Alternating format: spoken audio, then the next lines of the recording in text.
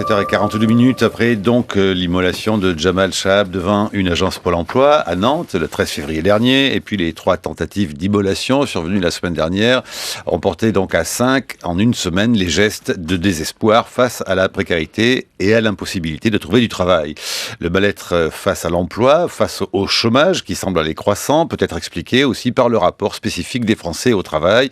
Face au désespoir et à l'inquiétude, rappelons que 84% des Français placent le chômage en tête de leurs préoccupations. Quelles sont donc les solutions ? La société est-elle menacée par le burn-out, par une sorte de tourment impossible à vivre ? Faut-il voir dans le mal-être au travail une défaillance des entreprises, de l'État ou de notre système tout entier ? Un problème qui demande des réponses autant politiques que philosophiques, même si bien sûr les raisons qui poussent une personne à mettre fin à sa vie sont souvent insondables, mais c'est une actualité qui nous a semblé nous donner l'occasion de réinterroger cette question du travail et du non-travail en France aujourd'hui. Alors nous recevons ce matin Danielle Linhart, bonjour. Bonjour. Sociologue du travail, directrice de recherche au CNRS, et vous avez publié entre autres « Travailler sans les autres » aux éditions du Seuil en 2009 et « La modernisation des entreprises à la découverte » en 2010. Et nous rejoindrons tout à l'heure au téléphone depuis Bruxelles Pascal Chabot, philosophe qui enseigne à l'Institut des hautes études des communications sociales et qui vient de publier au PUF Global Burnout. Alors Danielle Linhart, la première question très simple. D'abord, faut-il faire de drame personnel un sujet de société ? Et encore une fois, même si l'on sait, et vous l'avez vous-même écrit, que justement les raisons qui poussent une personne à mettre fin à sa vie sont insondables. Mais enfin, dans la répétition qu'il y a eu, les tentatives qu'il y a eu et qui sont liées à une question de non-emploi, est-ce que cela permet ou pas et comment de réinterroger cette question du travail et du chômage en France ? Oui, je crois qu'on peut le voir comme un symptôme de notre société. Il y a véritablement des dysfonctionnements, il y a des tensions trop fortes, il y a des problématiques qui sont devenues insoutenables. Alors je pense que c'est lié à beaucoup de phénomènes particuliers à la France. Notamment, il y a quelque chose qui est très frappant, c'est qu'en France, le chômage devient un phénomène de masse. Chômage de masse. Voilà.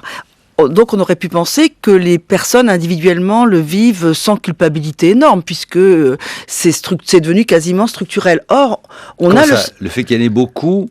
Non, le fait que le chômage est là. Ouais. On peut dire, voilà, c'est indépendant des gens. C'est pas parce que les gens sont pas bons, veulent pas travailler ou ont des problèmes personnels. Il y a un phénomène massif, un déficit d'emploi, voilà, on peut dire. Et lié à l'économie. Lié à l'économie, à la globalisation, à la concurrence, au fait que la France perd des parts de marché, etc. Donc on pourrait penser que les Français le prennent de façon moins personnelle, moins comme une remise en cause de soi-même. Or, on voit bien... culpabiliserait, quoi. Voilà. Alors, on voit bien qu'il y a 2 phénomènes, bien sûr, dans le chômage. Le premier, c'est que ça crée des problèmes matériels énormes et les gens sont au pied du mur. Hein. Il y a des sondages qui montrent que plus de la moitié des Français n'excluent pas de se retrouver un jour SDF. Donc, la peur de se retrouver acculé à la misère, de perdre pied dans la société de façon matérielle, c'est quelque chose de bien réel. Mais je pense que ça se redouble d'une remise en cause personnelle, du fait qu'on trouve pas sa place, c'est un terme affreux qui a été inventé au début des années 2000, inemployable, c'est-à-dire sans valeur personnelle sur le marché. Donc il y a une mise en question de soi, de sa capacité de s'insérer, de prendre place, et qui est d'autant plus douloureuse qu'en France, plus que dans d'autres pays, le travail représente un centre d'intérêt, un lieu de réalisation de soi. C'est dit de façon très explicite, ça apparaît de façon très explicite dans les différents sondages. Il y en a un qui a été étudié il y a 2 ans par Lucie Davoine et Dominique Méda, qui montre que par rapport aux 26 autres pays européens, les Français sont beaucoup plus focalisés sur le travail comme un révélateur de soi. Et effectivement, ils ont d'autant plus de frustration aussi par rapport aux autres pays. On sait pourquoi ce rapport est très différent par rapport aux autres pays. C'est historique. Je pense que c'est lié à la Révolution française, à la place qu'a pris ensuite le travail et l'emploi dans le débat politique, la force de la lutte des classes et de la CGT, du PC, qui a concentré le débat politique, idéologique et presque moral autour de la répartition de l'emploi et du travail. Donc il y a toute une tradition française. Nous avons aussi le taux d'activité féminin parmi les plus élevés. Donc tout le monde va sur le marché du travail pour trouver une sorte de validation personnelle. Non seulement pour pouvoir gagner sa vie et celle de sa famille, mais pour trouver une validation. Et donc on voit bien que si ça peut aller jusqu'à l'immolation, mais ce qui est extraordinaire, c'est que s'immolent aussi bien les gens qui n'ont pas d'emploi, qui sont désespérément à la recherche d'un emploi, que ceux qui en ont un. Moi, je pense celui qui s'est immolé près de Bordeaux l'année dernière et qui était préventeur à France Télécom et qui disait le stress, les pressions systématiques. Donc, on voit que on est en France dans des situations où les enjeux du travail sont décuplés sur le plan à la fois moral, personnel, symbolique, identitaire. Bon, bien entendu, aussi bien que matériel. Alors, est-ce que cela veut dire que les politiques publiques d'accompagnement ne servent à rien, qu'elles sont à l'échec ? Alors, je pense qu'il y a un problème de politique d'accompagnement, mais je crois qu'un des problèmes, me semble-t-il, les plus importants, c'est au niveau de l'opinion publique. C'est-à-dire, on a une opinion publique qui a tendance à considérer qu'en France, les gens ne sont pas n'ont pas beaucoup d'appétit au travail. Bon, je repense à ce que disait en 1984. Ça a commencé sous les socialistes. Il y avait une émission avec Yves Montand qui disait "Vive la crise", et ça a été un grand succès, repris dans Libération. On dit la crise vient à point pour remettre un petit peu les Français face à leurs responsabilités. Il faut qu'ils se remettent au travail. Et ça a été perpétué sur la droite. Raffarin, quand il était Premier ministre, il a du Québec lancé l'avertissement, il faut que les Français se remettent au travail et ne considèrent plus la France comme un lieu de Disneyland.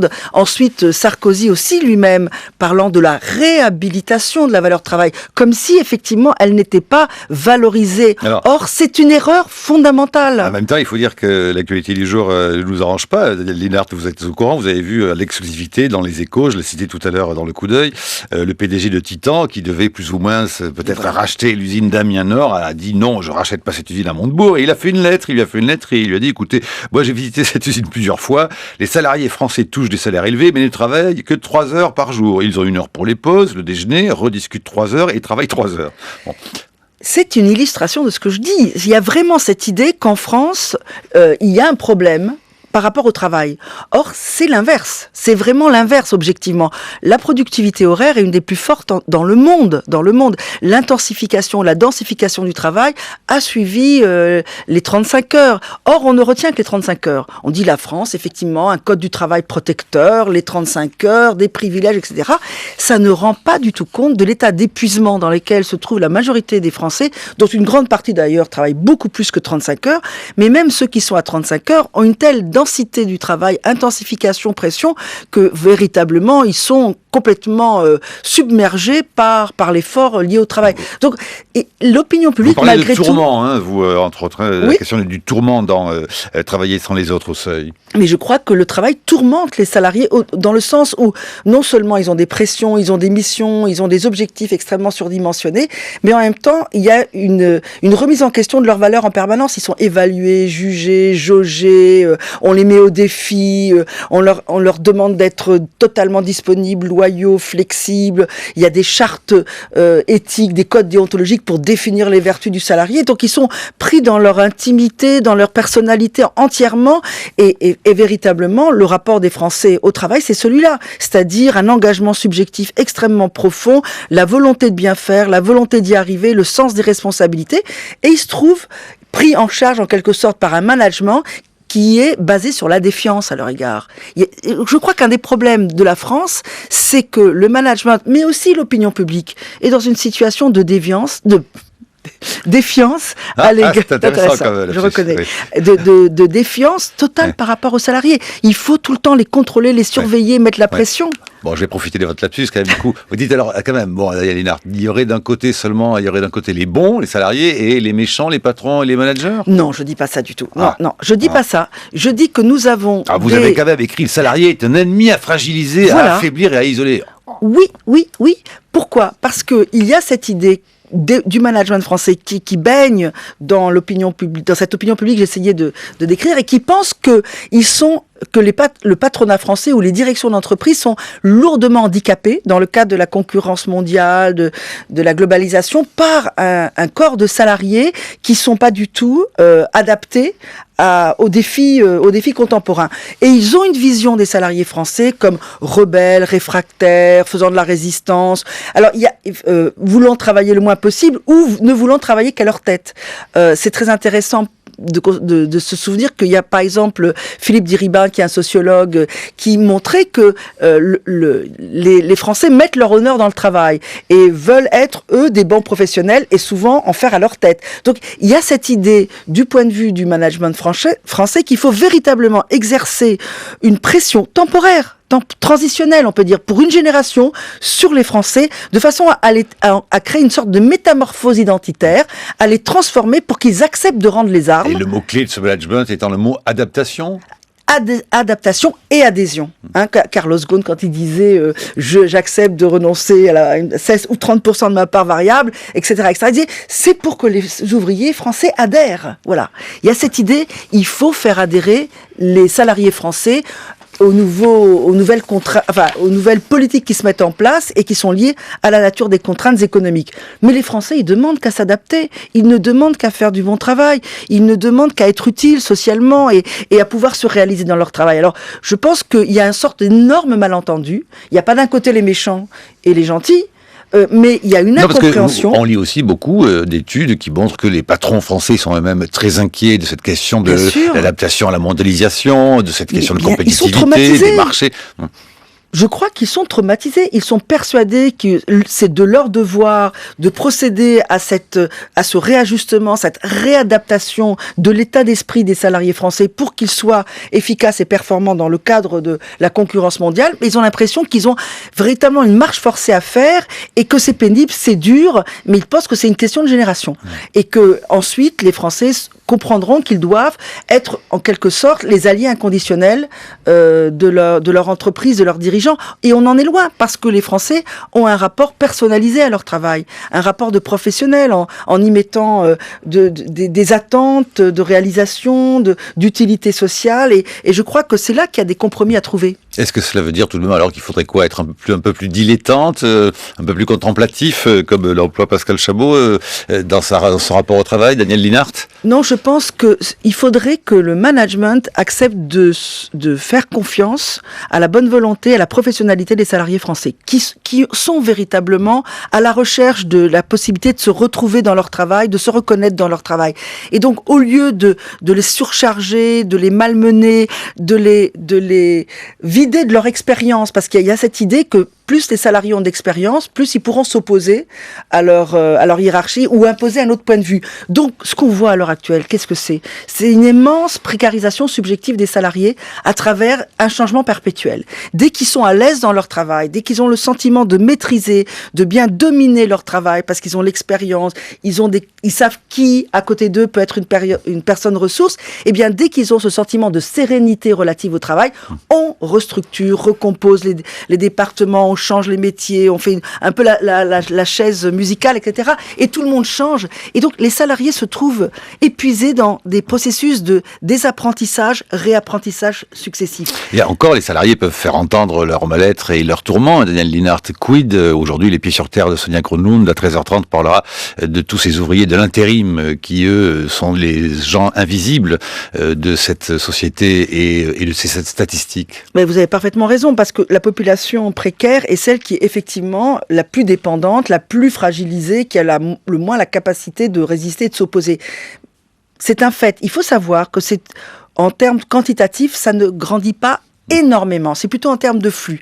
Et c'est utilisé un peu comme un processus de disciplinarisation, notamment des jeunes qui arrivent sur le marché du travail. On les fait passer par le précariat, non seulement pour les tester et voir s'ils ont les compétences qui sont les bonnes, mais aussi pour qu'ils comprennent ce que c'est que la discipline au travail et qu'il faut satisfaire et devancer les attentes de leur hiérarchie pour pouvoir décrocher le Graal, donc décrocher le CDI.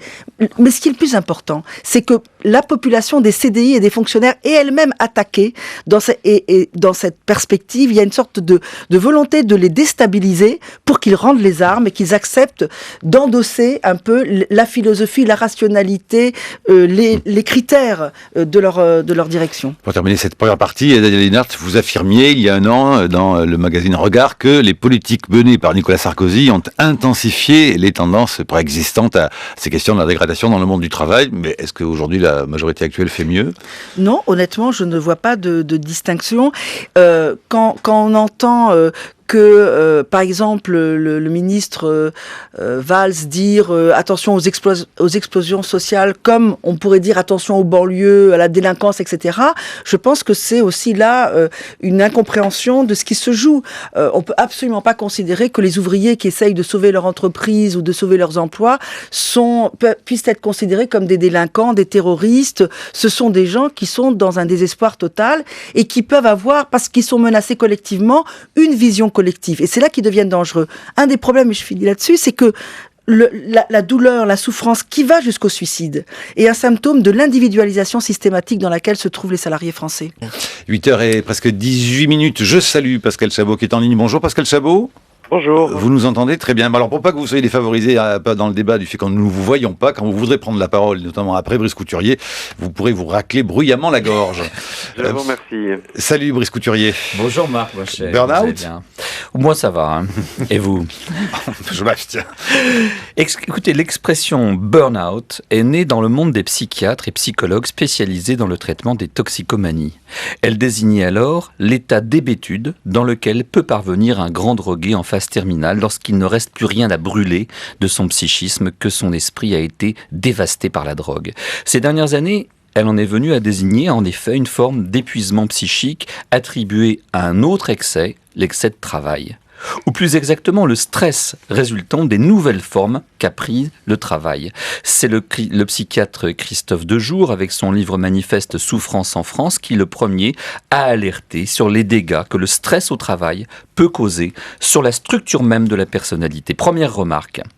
La situation actuelle est marquée par un paradoxe. Dans notre pays, comme dans plusieurs autres en proie au chômage de masse, le travail est devenu une denrée rare. Aussi, ceux qui sont exposés au risque de perdre leur emploi sont mis dans l'obligation de fournir des efforts excessifs. Quand les uns doivent se battre pour garder leur job, d'autres se débattent pour survivre hors de l'emploi, ne les oublions pas. Deuxième remarque, comme il paraît lointain le temps où philosophes et sociologues nous promettaient la fin du travail. Colloques et revues planchaient sérieusement alors sur les défis que ne manquerait pas de poser l'allongement d'un temps libre qui, selon une tendance historique, était censé venir à bout du temps de travail. C'était il y a 10 ans. Aujourd'hui, nous savons que l'accélération des transports, les progrès de l'automatisation, la révolution des communications n'ont pas eu pour effet de réduire notre temps de travail, comme annoncé, mais au contraire de l'allonger indéfiniment. Le temps de travail a perdu la linéarité et la régularité qu'exigeaient les activités productives d'autrefois. Les nouvelles technologies exigent une disponibilité constante et une simultanéité des activités. Comme le dit le philosophe allemand Hartmut Rosa, critique de l'accélération sociale du temps dans une interview à Philosophie Magazine, je le cite, « Ces nouvelles technologies ne rendent pas le temps plus abondant, au contraire, elles l'épuisent ». De son côté, Tony Negri a montré comment le travail, devenu immatériel, mobilise toutes les ressources du salarié moderne jusqu'à son affectivité et son imagination. Ce qui n'était pas le cas de l'ouvrier d'industrie de l'époque taylorienne qui vaquait interminablement à une tâche répétitive, mais conservait au moins la liberté de penser à autre chose ou de se réciter des poèmes. Le tort de la plupart des écrits critiques consacrés à la souffrance au travail me semble tenir à la mise en accusation de l'avidité de l'entreprise, de la perversité du management. Y voir une nouveauté de l'époque contemporaine témoigne de quelque naïveté. Les thèses du sociologue Alain Ehrenberg me paraissent autrement plus convaincantes. Quelles sont-elles? Je les résume brièvement. Dans les années 60, fait-il remarquer, on ne parlait pas de souffrance au travail, elle n'avait pas de valeur sociale. Un George Friedman, dans l'ouvrage désormais célèbre « Où va le travail humain ?», qui date de cette époque, dénonçait la frustration de travailleurs réduits au statut de machine, exclus par là de toute initiative personnelle. Mais dans les années 70 est montée une exigence nouvelle d'autonomie et de réalisation de soi jusque dans la sphère du travail. Et progressivement, à partir des années 50 jusqu'à aujourd'hui, l'individu compétent a remplacé le simple exécutant. Je cite Alain Ehrenberg dans un article de la revue Esprit, « La montée du thème de la souffrance psychique, écrit donc Ehrenberg, accompagne une autonomie dans laquelle l'indépendance a disparu au profit d'une conception du travail comme activité coopératrice dans des relations sociales marquées par la compétition, la réactivité face aux variations du marché et de la demande, plus d'autonomie aurait dû engendrer moins de contraintes, eh bien c'est le contraire qui s'est produit. Fin de citation. Or, ajoute Ehrenberg, le système éducatif français qui tend au sommet à la sélection d'une élite et pour les autres à l'obéissance ne prépare ni à la responsabilité personnelle ni au travail collaboratif. Et c'est pour cela que la souffrance au travail pourrait bien être une spécialité finalement assez française, même lorsqu'elle s'empare d'une expression américaine comme burn-out. La chronique de Brice Couturier sur franceculture.fr. Alors, vos réactions en Belgique, Pascal Chabot?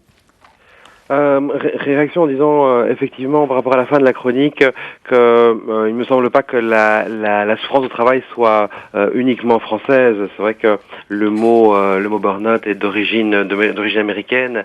Il est utilisé par la suite en Allemagne également, en Angleterre. Mais chaque culture nationale exprime différemment, évidemment, une centralité du travail. Et il y a bien sûr des particularités françaises, mais moi, j'ai voulu faire du burn-out quelque chose comme une pathologie de civilisation globale qui, effectivement, comme la chronique le disait très très bien, est liée à la place des technologies dans nos civilisations, sans que le propos soit technophobe du tout, est liée également au temps et au fait que il y a accélération très clairement, même si le temps lui-même ne varie pas, ce que le temps permet à grandement évoluer, oui. Daniel Linhart. Oui, je pense qu'une des raisons qui fait que la souffrance est devenue aussi omniprésente dans les médias, dans les débats par rapport aux années 60, c'est que à l'époque, dans les années 60, il y avait des collectifs de salariés qui prenaient en charge d'une certaine façon cette souffrance, qui permettaient aux gens de la mettre à distance, de la combattre, qui faisaient que les salariés se donnaient des ficelles de métier, se communiquaient des trucs pour arriver à se ménager, à s'économiser, à bien faire leur travail et à lui donner du sens. Et puis surtout, qui interprétaient politiquement et syndicalement les raisons de la souffrance. C'est-à-dire que si les gens souffraient, ils avaient la possibilité de la mettre en relation avec les enjeux économiques, politiques au niveau de la société globale. Tandis que maintenant, quand on fait des enquêtes, nous les sociologues, et que les gens acceptent de nous parler de leur souffrance, ils le font sur un mode hyper individuel, culpabilisé, en disant « oui, je crois que je suis pas à la hauteur. Si je souffre, c'est peut-être un signe de mon insuffisance, de mon incompétence, de ma défaillance. Je vois que j'ai l'impression que les autres s'en sortent. » Donc la mise en concurrence fait que chacun vit enfermé dans sa souffrance sans en comprendre les raisons autres qu'une défaillance personnelle. Pascal Chabot? Oui, il y a en effet une individualisation de la souffrance qui est tout à fait dommageable et qui tient d'abord à ce que le management a utilisé depuis une vingtaine d'années, qui est l'évaluation individuelle des performances, le fait finalement que chaque employé, chaque salarié pourrait être rendu responsable individuellement du rendement de son travail, alors qu'on sait très bien qu'il y a toute une série de dimensions collectives et de dimensions liées à l'organisation elle-même du travail qui sont en jeu. Par rapport aux infirmières, par exemple, Pascal Molinier, dans un très beau livre qui s'appelle L'énigme de la femme active, a parlé du piège de la compassion et elle décrit certaines infirmières qui, épuisées un moment, en burn-out, effectivement, se disent « tiens, mais je n'ai plus assez de compassion », comme si une infirmière était naturellement compassionnelle, comme une femme est blonde ou brune, alors que la compassion est plutôt une compétence professionnelle acquise. Et ce que ces personnes voient chez elles comme défaut de compassion est bien plutôt un problème lié à l'organisation du travail, très souvent. Donc l'individualisation de la souffrance, en effet, est un grand... Brice Couturier. Il me semble qu'il y a quand même quelque chose de paradoxal à entendre des sociologues faire l'éloge finalement encore une fois du modèle des années 50 et 60, de cette époque merveilleuse où on travaillait à la chaîne. Enfin écoutez, soyons sérieux, l'évaluation individuelle des performances, c'est pas une nouveauté. Ce qui se passait autrefois, c'est qu'il y avait sur le travail taylorien de type industriel des tâches répétitives, que l'ouvrier à la chaîne en particulier avait une mission extraordinairement parcellisée dans une chaîne de production qu'il ne maîtrisait en aucune façon. La différence aujourd'hui, c'est qu'on nous demande au contraire d'être autonome, d'être coopératif et de ne pas se limiter à une seule activité répétitive. Quelque part, il y a là quand même une amélioration des conditions de travail par rapport au travail à la chaîne qu'il faudrait vraiment pas idéaliser. Mais c'est vrai que cette autonomie nouvelle, cette exigence de coopérativité et de réactivité, de polyvalence aussi, fait peser sur le salarié compétent, le travailleur compétent, qui n'était pas son ancêtre, le travailleur à la chaîne, des responsabilités et d'une souffrance plus grande. grande, mais elle est différente. Et pourtant, Brice, Pascal Chabot, dans votre livre, vous dites au fond qu'on est toujours un peu comme dans Chaplin, dans les temps modernes. Sauf que la dimension est devenue beaucoup plus psychique. Il n'y a pas d'idéalisation des années 50-60 dans mon chef, absolument pas. Mais c'est vrai que par rapport à l'image des temps modernes, il faut l'actualiser. Et l'actualisant, le corps aurait parfois, dans certains travaux bien sûr, moins de place, tandis que la façon de courir après la machine serait beaucoup plus interne, beaucoup plus psychique peut-être, et que les contraintes seraient moins visibles, mais créeraient des tensions davantage mentale. C'est quand même une différence assez importante et cette psychisation, disons, de la souffrance au travail s'accompagne du fait également qu'elle est alors omniprésente, elle est ramenée chez soi par l'individu. Mais les années 50 et 60 nous ont promis la civilisation du loisir. C'était le dernier mythe connu du paradis terrestre. En cela, c'était un mythe tout à fait sympathique. Ce dont on s'aperçoit aujourd'hui, c'est que cette civilisation du loisir, finalement, était comme un cheval de Troie et dans les flancs duquel se trouvaient parfois davantage de contraintes contre lesquelles il faut lutter. La civilisation du loisir était un bon mythe, mais si c'était un cheval de Troie finalement, c'était un cadeau empoisonné. Oui, vous écrivez cela dans votre livre Global Burnout. On nous avait promis le bonheur, le plaisir et nous avons été trompés. Daniel Linhart. Moi, je voudrais surtout pas... Alors, nostalgique des années 50...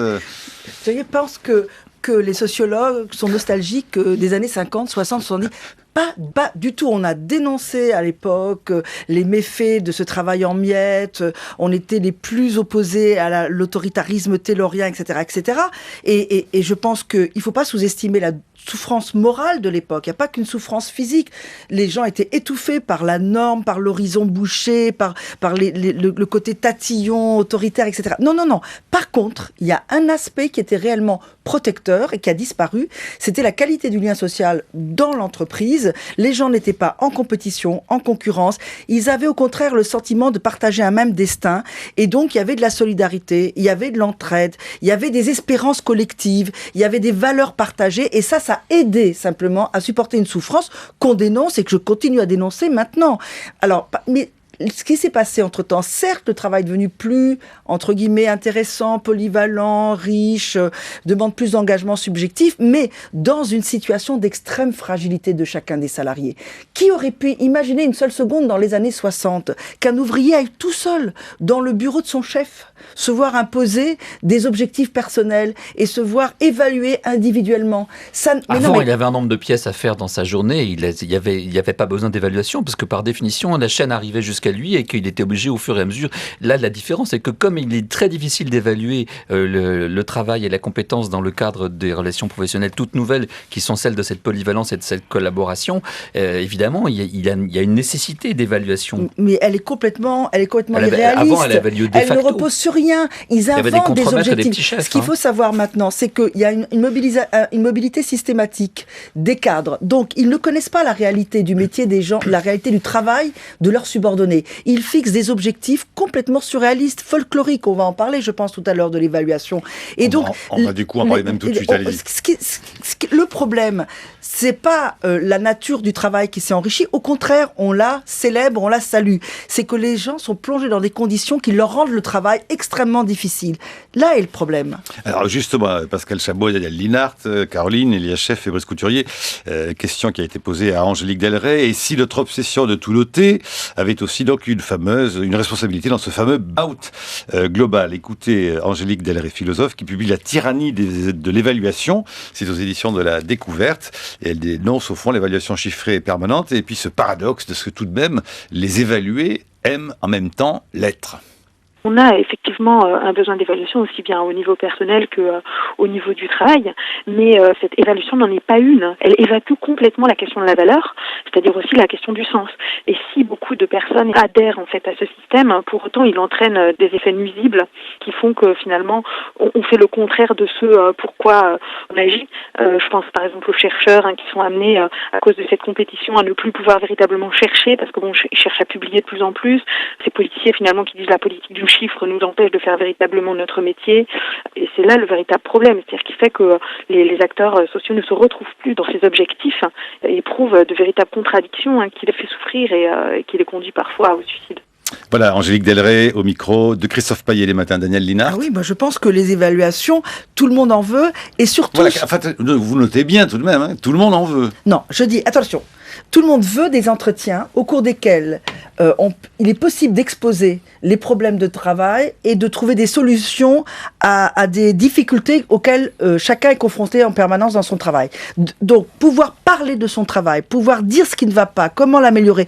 Le problème auquel les gens sont confrontés, c'est qu'on leur dise « vous êtes autonome et responsable » et ils sont piégés entre des objectifs non négociables et des moyens qui sont imposés. Voilà. Donc, à partir de là, le sentiment d'autonomie est très limité et ça revient à débrouillez-vous pour ne pas dire pire. Donc les gens sont demandeurs d'entretiens au cours desquels ils puissent véritablement parler de leur travail, éventuellement se faire évaluer, mais en fonction d'une réalité. Or, le travail réel, comme dit Christophe Dejour et comme dit Yves Clos, n'est pas pris en compte dans les évaluations par des évaluateurs qui ne le connaissent pas, parce qu'ils ne font que bouger systématiquement. Au bout de 2 ans, ils sont appelés ailleurs, etc. Donc, on est dans une situation qui est assez dévastatrice, parce qu'on est face à des salariés qui veulent faire du bon travail, qui veulent se réaliser, s'impliquer dans leur travail, mais à qui on ne donne pas les moyens et qu'on contrôle systématiquement, qu'on juge, qu'on jauge, qu'on évalue, qu'on compare, qu'on met en compétition, etc. Voilà le problème. Alors Brice, et puis on écoutera aussi Pascal Chabot à Bruxelles. Qu'est-ce que vous pensez donc des thèses d'Ehrenberg qui dit, non sans raison, que dans les années 50-60, on se réalisait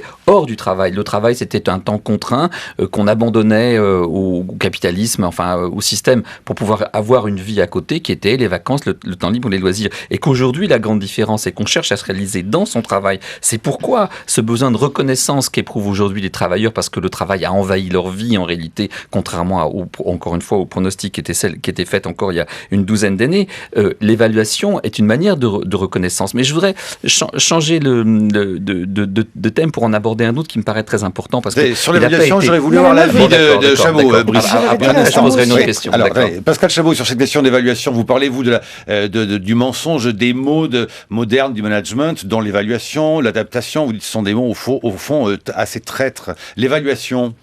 J'opposerai terme à terme évaluation et reconnaissance. Et je pense que le concept clé dans la discussion est le concept de reconnaissance. Il y a quelque chose au-delà de l'évaluation et au-delà de ce que l'on peut dire de l'action concrète dans le travail, qui est presque métaphysique dans le travail. Il s'agit tout de même de vendre ce que nous avons de plus précieux, c'est-à-dire notre temps, ce qui est absolument inaliénable, contre d'abord de l'argent, mais on s'aperçoit que l'argent n'est pas le dernier mot tout de même du contrat de travail. Il y a dans le chef de beaucoup de travailleurs quelque chose qui est supplémentaire, quelque chose comme une demande de reconnaissance, qui est devenu dans la philosophie allemande le nouveau mot-clé d'un certain humanisme qui se voit épuisé par certaines logiques technocapitalistes. Donc il me semble que cette reconnaissance dit bien ce qui manque à l'évaluation. Et par ailleurs, par rapport à la discussion entre les années 50 et les années 60 et aujourd'hui, comme philosophe, je tiens la comparaison entre les époques comme absolument impossible. Je ne sais pas quelle épistémologie pourrait fonder la comparaison entre les époques. Donc c'est vrai, il s'est passé des choses. On peut en prenant certains critères montrer que l'évaluation a évolué, mais enfin plus globalement, la tension sur le travail et sur certains psychismes est le problème d'aujourd'hui qui nous requiert et qui est un problème d'une certaine façon qui apparaît assez scandaleux, puisque notre époque est quand même celle qui, sur le plan matériel, est de loin la plus développée que l'univers a connu, et que le manque de sens ou la maladie du sens qui accompagne cette matérialisation de la civilisation est quelque chose qui est tout de même assez pitoyable. Alors Brice, vous vouliez enchaîner notre thème, oui, et je voudrais qu'on écoute ensuite Caroline Eliachev qui s'y connaît en la matière. Oui, on a parlé de burn-out et j'ai tout de suite ouvert sur la drogue, la consommation de drogue. Il faut savoir que dans la consommation de drogue, avant de chercher l'épuisement psychique, on cherche l'intensité, la démultiplication des impressions et des émotions. Or, il me semble que dans le workaholisme, puisque je crois pas la souffrance au travail, je suis pas sûr qu'on voit beaucoup ce mot-là en anglais. Par contre, on voit le mot workaholic, et on voit effectivement dans la sociologie anglo-saxonne monter cette perception qu'un certain nombre d'individus, à force de vouloir se réaliser dans leur travail, à force de renoncer à toute autre forme d'activité pour obtenir cette reconnaissance sociale, pètent les plombs. Et là-dessus, je voudrais revenir sur les thèses d'Armut Rosra, ce philosophe allemand qui critique l'accélération du temps, qui fait une critique de notre modernité tardive sous le thème de cette accélération des processus de vie. Il montre bien qu'il y a une recherche d'intensité dans l'exagération, dans cette accélération du temps, y compris dans le travail. Avant d'être aliénante, l'accélération est grisante, dit-il. Comme on ne croit plus aujourd'hui à la vie éternelle, nous plaçons nos désirs d'éternité dans la multiplicité de nos expériences ici et maintenant. Et ça concerne aussi le travail. Regardez ces jeunes gens qui travaillent dans les startups, qui travaillent 70 ou 80 heures par semaine, qu'on rencontre parfois ici ou là. Ils vous disent qu'ils s'éclatent dans leur travail. C'est pas simplement, ils cherchent pas simplement la reconnaissance sociale ou l'argent, c'est simplement parce que le travail est devenu pour eux une espèce de drogue. Et cette dimension-là, il me semble, est relativement absente de nos débats jusqu'ici. Qu'en pensez-vous ? C'est très juste. Pascal Chabot. Il peut y avoir chez certains individus une ouvrisse, un désir d'ivresse qui est tout à fait compréhensible et qui peut apporter une véritable réalisation. Le problème est que cette ouvrisse est devenue collective et donc est imposée à des gens qui ne l'avaient pas spécialement demandé. Quand on regarde le fameux tableau faux du reste de Bruegel, La chute d'Icare, on voit Icare qui tombe seul dans l'indifférence générale, le berger, le pêcheur regarde ailleurs. Aujourd'hui, Icare, c'est un peu tout le monde. Et se brûler les ailes, justement, est une chose qui peut être demandée par un système qui, effectivement, valorise un excès de désir de rendement. Et je pense qu'un ralentissement par rapport à ça pourrait être une voie. Je voudrais connecter même l'avis de Dr Eliachev. Bonjour Caroline. Oui, effectivement, en clinique, nous voyons... Alors, vous en connaissez des cas, vous en soignez. Oui, absolument. Racontez-nous un peu justement. Est-ce que ce qu'on dit là correspond à ce que c'est au fond que le... Pour moi, c'est quand même que ça soit le burn-out, le harcèlement moral, parce que c'est du même registre. Enfin, pour moi, c'est pas la même chose, bien entendu. C'est vraiment le grand échec des syndicats.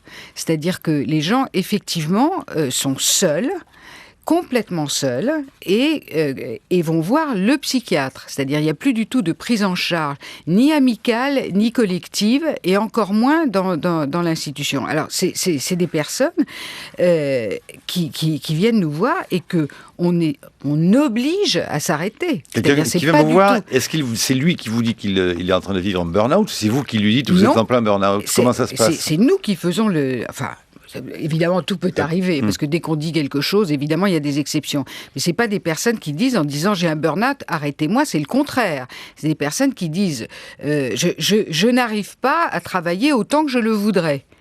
C'est plutôt ça. Et donc, on les voit dans un état d'épuisement. Et c'est quoi cet état-là ? Ça se transmet, c'est comment ? Alors, ils ne sont pas forcément déprimés. Ça pourrait... ça pourrait apparaître comme une dépression, mais c'est pas ça. C'est des gens qui disent, voilà, je veux faire ce qu'on me demande et je n'y arrive plus, et aidez-moi à y arriver. Ils viennent pas du tout nous demander un arrêt de travail, c'est le contraire. C'est-à-dire, c'est nous qui sommes, moi en l'occurrence, on est obligé de les arrêter. Mais ils veulent pas du tout s'arrêter. Et ça se soigne ? Alors, ça se soigne d'abord par le repos.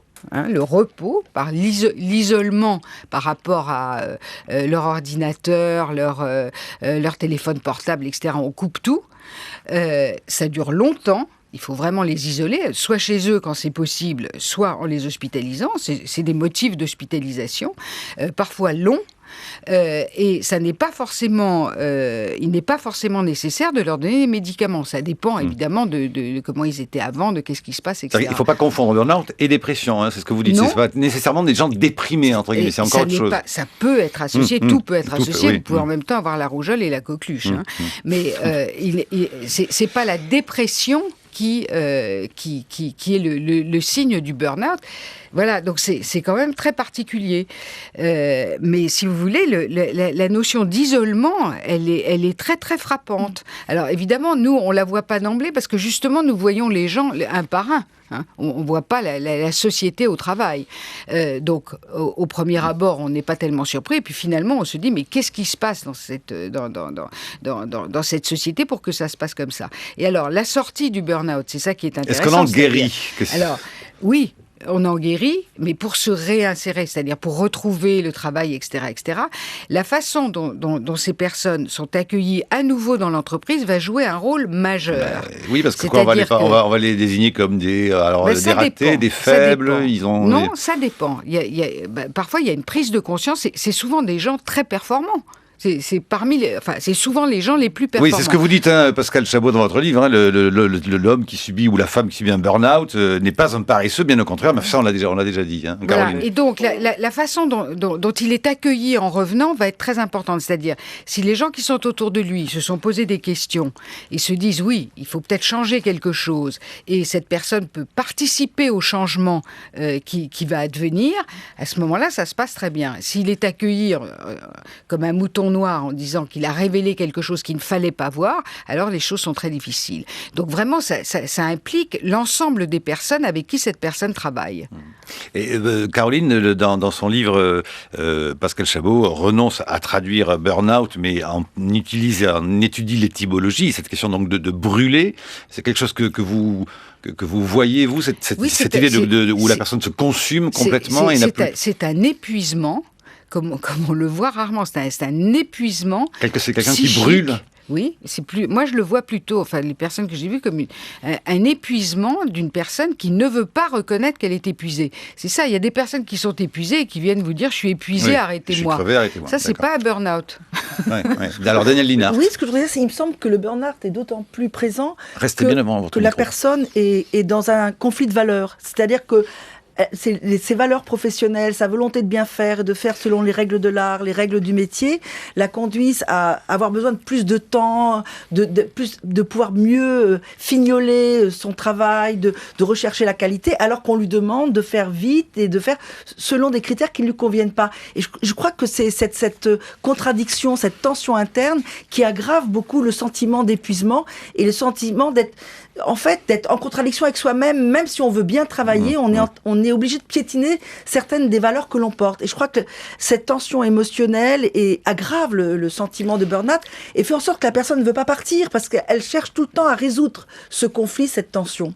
Caroline et puis Pascal Chabot. Oui, on revient à la question de l'évaluation. Ce qui est très perturbant dans l'évaluation, c'est que chacun accepte cette question d'évaluation. Mais les critères d'évaluation paraissent totalement aberrants.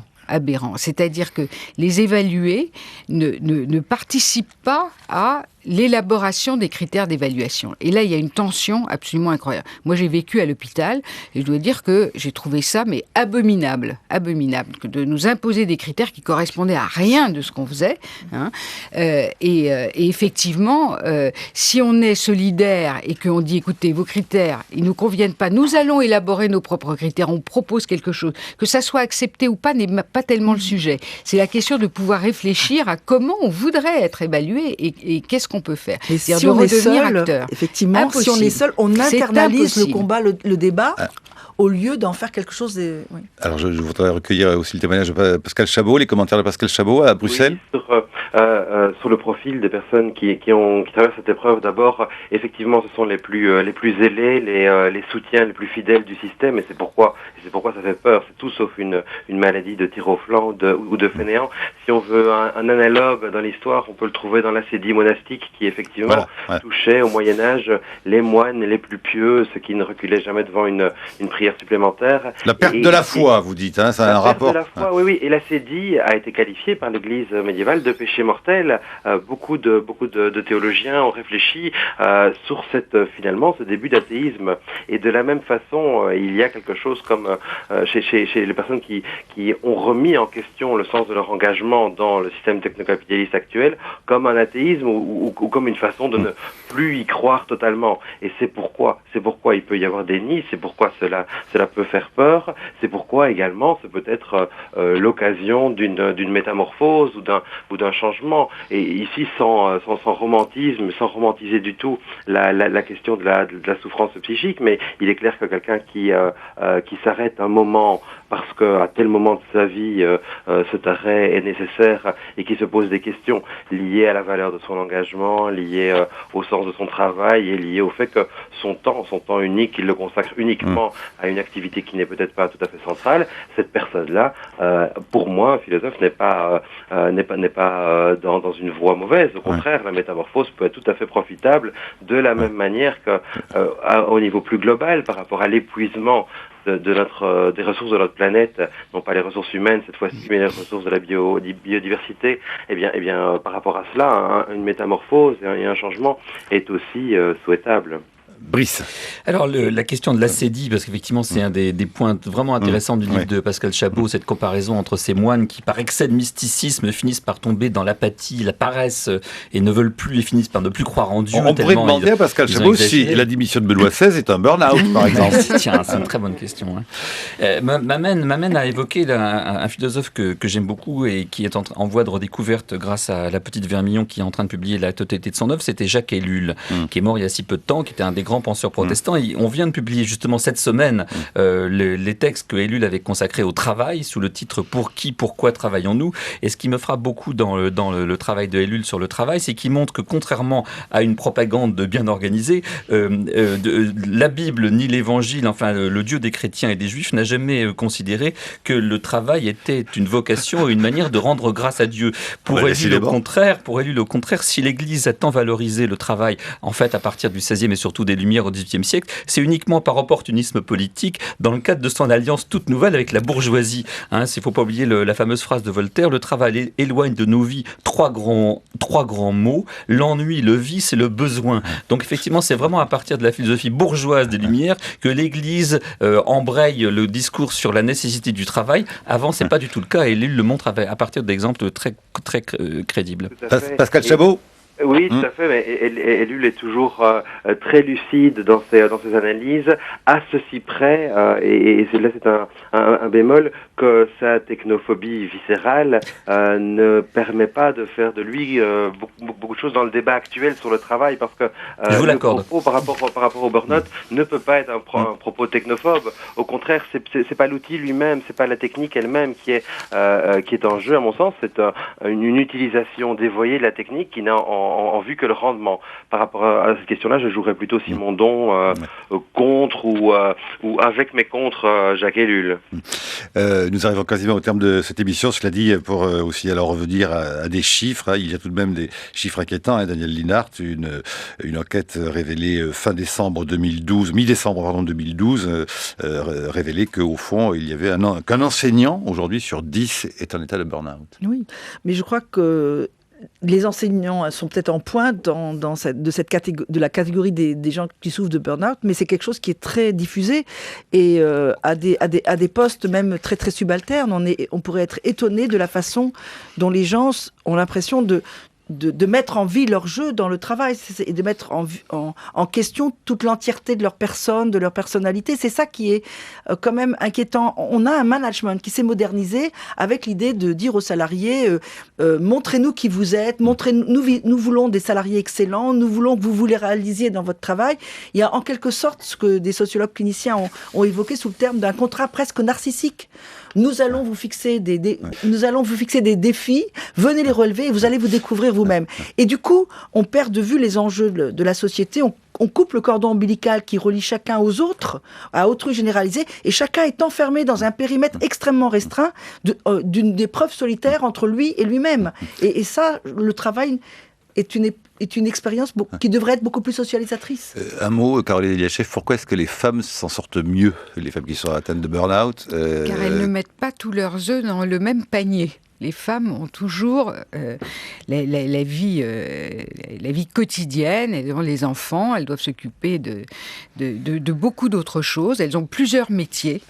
Et donc, quand l'un flanche, eh bien, il y a toujours le plus souvent le reste de leur activité. D'une certaine manière, ça les sauve. Et on voit la même chose au moment de la retraite, où une femme ne perd pas tout quand elle part à la retraite, ce qui est parfois le cas de certains hommes qui sont à 100% investis dans leur travail et la représentation sociale qui va avec. Pascal Chabot, Benoît XVI, c'est un burn-out.